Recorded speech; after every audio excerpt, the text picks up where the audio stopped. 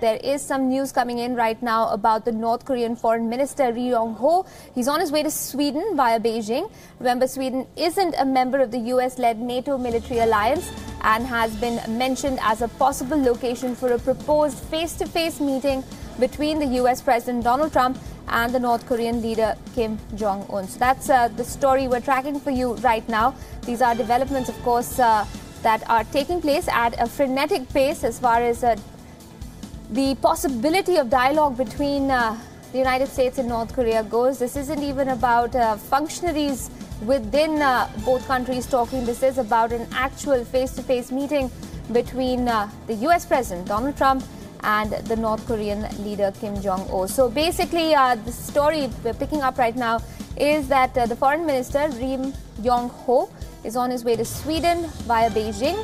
Sweden isn't a member of the US-led NATO military alliance and has been mentioned as a possible location for a proposed face-to-face meeting between the US President Donald Trump and the North Korean leader Kim Jong-un.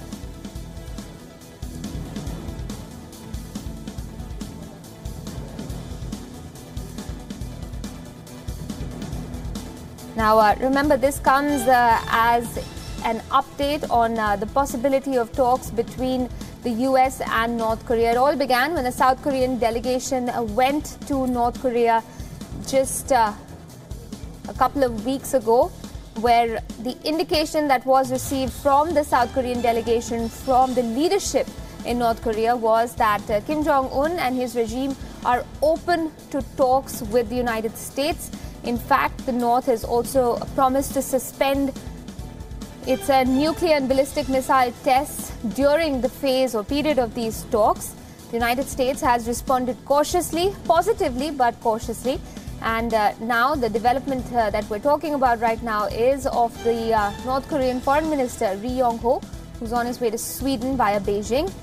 Sweden isn't a member of the US-led NATO military alliance, but it has been spoken of as a possible location for a proposed face-to-face meeting between President Trump and Kim Jong-un.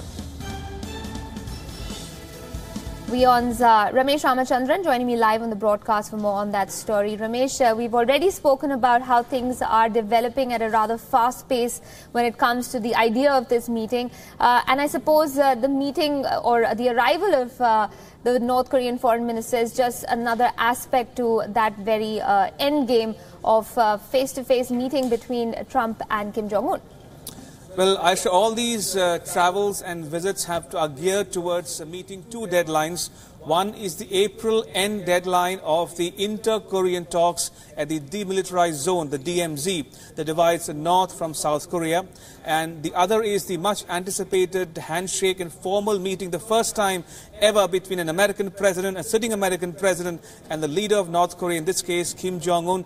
That's happening sometime in the month of May or even before that. So these are the two key meetings lined up in the days and weeks ahead. And the visit of the North Korean minister to Sweden is interesting because Sweden is acting as a go-between or a via media between Washington and North Korea in this case. As we speak, Aisha, there are multiple talks happening at multiple locations in Pyongyang, in Seoul, in Tokyo, in Washington, in Beijing, and in Stockholm as we speak. So clearly, there are too many moving parts of the story, and everything will fall into place come the end of April next month. Absolutely. And given these different dialogues that are taking place at multiple locations, Ramesh, it just goes to show the impact or the import of talks between North Korea and the United States for a very large audience. It's not just about these two countries. Absolutely. This is not a bilateral issue anymore. This is a pressing, urgent global issue which has global ramifications, which some foreseen, some unforeseen. And everything hinges on the Trump-Kim Jong-un meeting, which can take place as early as May. And that might set the course of future relations in the region and beyond. So we're looking at a historic, unprecedented summitry, so to speak, between Pyongyang and Washington that might happen. We don't know yet where that might happen or the date it might happen. There are many speculations doing the round. Could it be in Pyongyang? Could it be in Seoul or the DMZ or even in a third country, be it Japan or China? So all sorts of permutations and combinations are being talked about as we speak, but everything will fall into place in the next few weeks for sure.